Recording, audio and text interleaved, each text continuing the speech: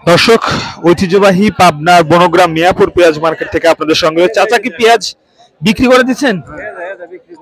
আচ্ছা, এটা আপনি বিক্রি করে দিলেন 2150। 2150 দর্শক, এই পেঁয়াজটা বিক্রি হয়ে গেল। আচ্ছা, কত মন আজকে আনছিলেন? কত মন?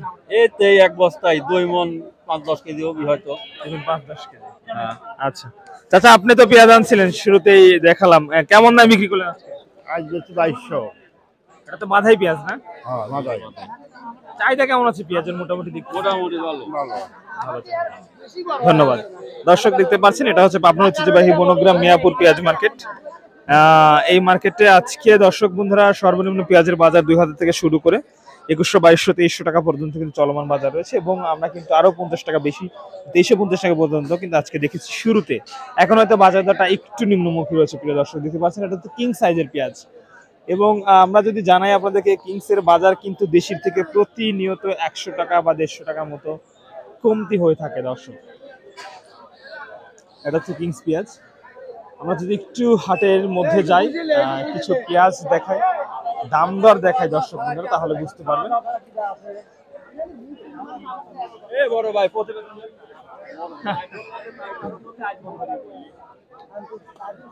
দেশি পেঁয়াজ দর্শক দেখতে পাচ্ছেন, দাম দর চলছে। আমরা দাম দর আপনাদেরকে দেখিয়ে দিচ্ছি।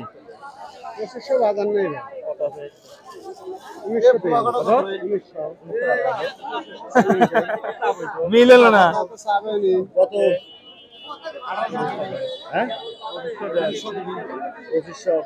2500 দাম চা হচ্ছে।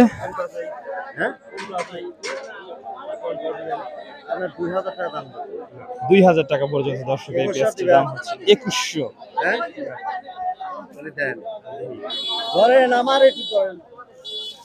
2100 পর্যন্ত দাম বললেন কাকা? হ্যাঁ, 2100 টাকা। আচ্ছা, বাজার তো মোটামুটি আগের চাইতে এখন কম যাচ্ছে।